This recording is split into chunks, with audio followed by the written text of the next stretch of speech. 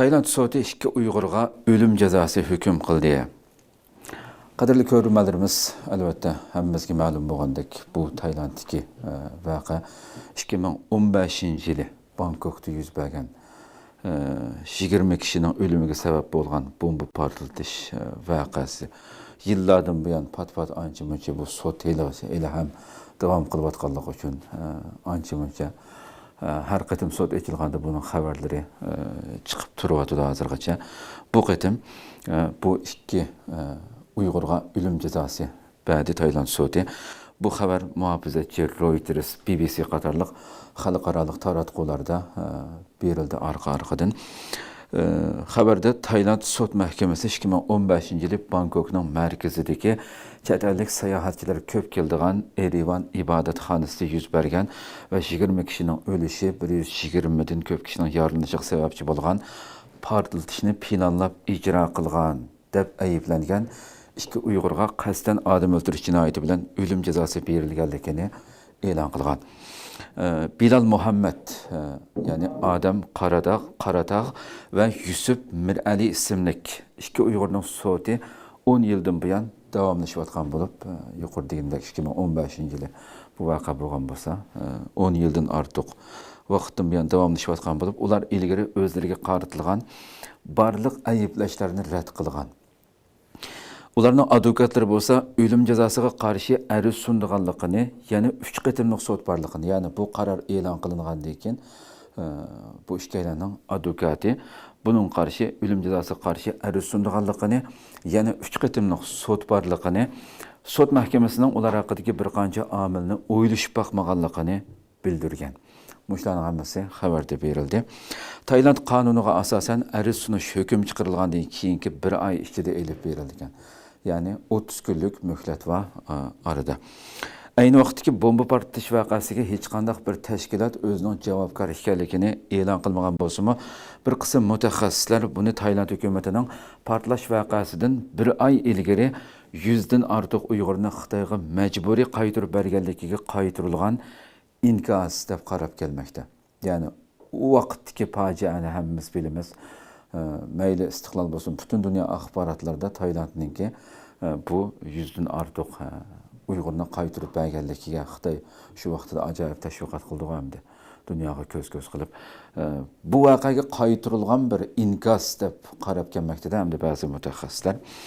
Ayni vaqtda yuz bergandan keyin, shu voqea yuz bergandan keyin Tayland soqchilari dastlabda 2 Uyg'urning hech qaysisining bomba qo'yg'uchi emasligini aytgan edi.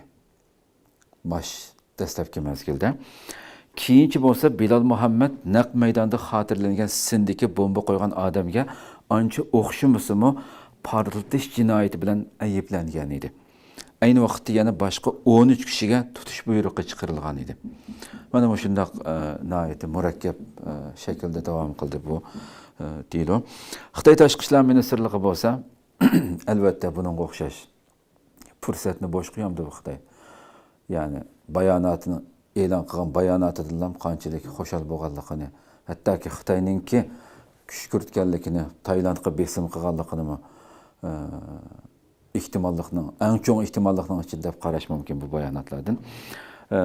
Tashqi ishlar ministrligi bayonotchisi bu vaqtdagi so'ralgan savolga javob berib, jinoyatchilarning inson qalbidan chiqqanligi, chunki Uyg'ur ham bevosita buni xotirjam deyalaydi buni sizlar.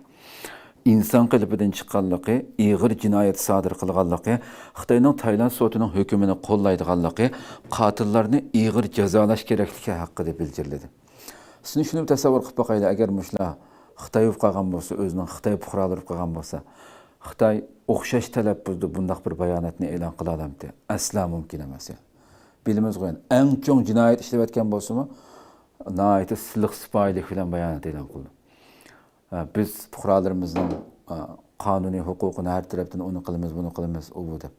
Haqiqatan qilib qolgan bo'lsa-mu yani. Ammo qarab boqayli, u qadar bayonotning tiliga qarab boqayli.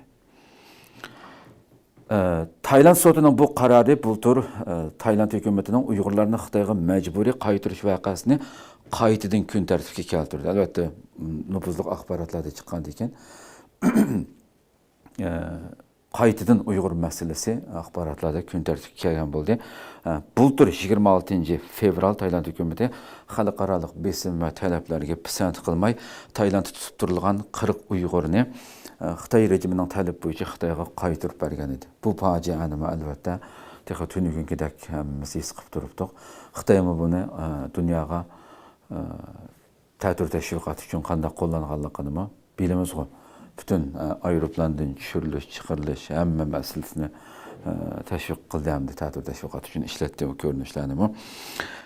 Bu hukm chiqqandan keyin Tayland sotidan Dünya Uyg'ur qurultiyining sobiq raisi Rabiya Qodir xonim mazkur hukmga darhol inkos qaytarib, sud mustaqil va adil bo'lmadi deb aybladi va Tayland hukumatini mahkumlarning qayta arz qilish huquqiga kafolatlik qilishga xalqaro jamiyatni bo'lsa bu adolatsiz sudning davomini nazorat qilishga chaqirdi.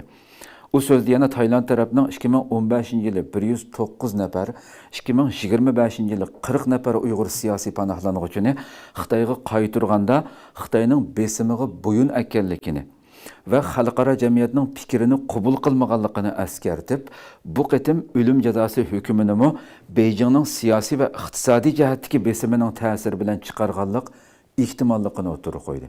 Shuning uchun bu adil emas, chuqur bu mustaqil shaklda nazorat qilinishi kerak bu sud degan shaklda bu masalani o'tirib qo'ydi. Chunki Tayland o'tmishdimi va o'tgan yilmi Xitoyning besimiga butun xalqaroniki nufuzli organlar, davlat rahbarlari hammasi qarshi chiqdi-ku Xitoyga qaytarmaslik uchun. Ammo shuncha vala eng cho'ng amaldorlarmi biz qaytarmaymiz deb turib, oxirgi minutgacha qaytarmaymiz deb turib, u Uyg'urlarni eng oxirida qanday qildi? Qaytarib etdi. Yani bu derecede numussuzluk qildi hammamiz bilamiz. Shuning uchun bu yerdagi nimada bu qatimqi hukmnoma chuqur bir siyosiy Beijingninki siyosiy va iqtisodiy besim bilan ta'sirda besimning ta'sirida chiqarganlik ehtimolligi yuqori deb buni o'tirib qo'ydi.